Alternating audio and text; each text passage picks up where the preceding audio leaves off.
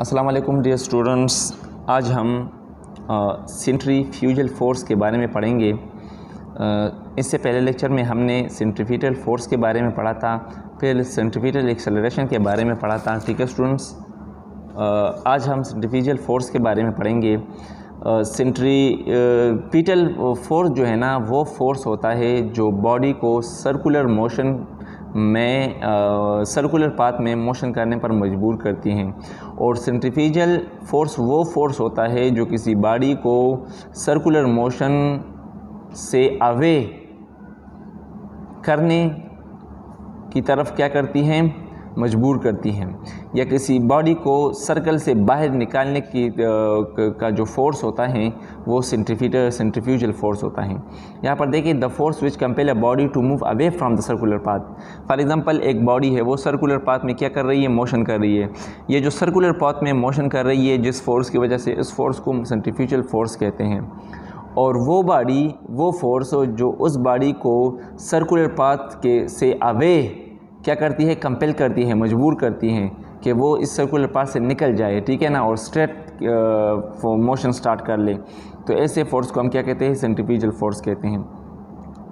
Explanation में कहते हैं कि to Newton third law every action there exist a reaction. Newton की जो थर्ड लॉ है वो ये है कि हर अमल का एक रद्द अमल होता है, ठीक है।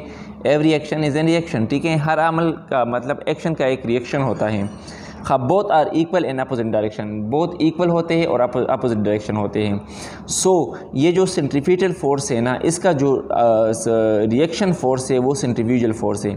मतलब सेंट्रीफ्यूगल फोर्स बॉडी को सर्कुलर पाथ में मोशन करने पर मजबूर करती है, और सेंट्रीफ्यूगल फोर्स बॉडी को सर्कुलर पाथ से अवे मोशन करने पर क्या करती है, मजबूर करती हैं। फॉर एग्ज़ाम्पल, हम क्या करते हैं, हम एक स्टोन को रस्सी से बांध देते हैं और इसको इस तरह घुमाते हैं। वो जो घुमाना होता है, हमारे हाथ का जो फोर्स होता है वो सेंट्रीफ्यूगल फोर्स होता है। क्या होता है, सेंट्रीफ्यूगल फोर्स होता है। और वो ऑब्जेक्ट हमारे हाथ पर क्या करती है, एक और फोर्स लगाती है। वो फोर्स क्या होता है, वो फोर्स ये होता है कि वो ऑब्जेक्ट चाहता है कि ये इस सर्कुलर पाथ से निकल जाए। और ये जो फोर्स होती है जो हमारे हाथ पर लगती हैं, उस फोर्स को कहते हैं सेंट्रीफ्यूगल फोर्स, और ये रिएक्शन फोर्स होता है, ठीक है। स्टूडेंट्स, हमने देखा होगा कि जब भी हम किसी पत्थर को बांध देते हैं और उसको हम डायरेक्ट छोड़ देते हैं, तो वो फिर हम बांध देते हैं और इसको हम क्या करते हैं, इस तरह घुमाते हैं। क्या करते हैं, इस तरह हम घुमाते हैं। तो अगर ये जो हम घुमाते हैं ये सेंट्रीफ्यूगल फोर्स होता है, और इसको हम डायरेक्ट पर छोड़ देते हैं। जब छोड़ देते हैं स्टूडेंट्स, तो वो जो ऑब्जेक्ट होता है फिर वो सर्कुलर पाथ में मोशन नहीं करती, फिर वो स्ट्रेट इस तरह मोशन करती है और सर्कुलर पाथ से निकल जाती है और हवा में जाती है, ठीक है। तो वो ऑब्जेक्ट जो हैं वो इस तरह करता है कि वो चाहता है कि मैं इस सर्कुलर पाथ से क्या हो जाऊँ, अवे निकल जाऊँ। वो सर्कुलर पाथ में खुश नहीं होता, अदर वर्ड में हम ये भी कहते हैं। ये जो अवे फोर्स होता है इसको हम सेंट्रीफ्यूगल फोर्स कहते हैं। और ये जो हमारी हाथ की वजह से ये ऑब्जेक्ट मजबूर होता है सर्कुलर पाथ में मोशन करने पर, उसको सेंट्रीफ्यूगल फोर्स कहते हैं, ठीक है। ये जो क्वांटिटी है, it is a vector quantity and is always direct outward the circle, ठीक है। ये वेक्टर क्वांटिटी होती हैं और इसकी जो डायरेक्शन होती है वो सर्कल से आउटवर्ड होती है, ठीक है स्टूडेंट्स। हाँ, it is denoted by FR, ठीक है। सेंट्रीफ्यूगल फोर्स को हम FC से डिनोट करते हैं और सेंट्रीफ्यूगल फोर्स को हम FR से डिनोट करते हैं।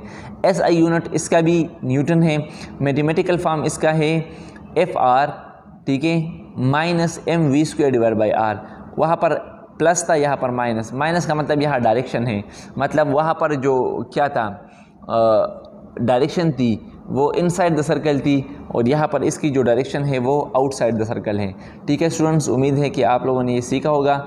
इंशाल्लाह कल हम बैंकिंग ऑफ रॉड के करेंगे, ठीक है, कि बैंकिंग ऑफ रॉड इसकी एक्सप्लेनेशन करेंगे, ये क्या है क्या नहीं है, ठीक है। तो तब तक के लिए इजाज़त चाहते हैं। खुदा हाफिज़।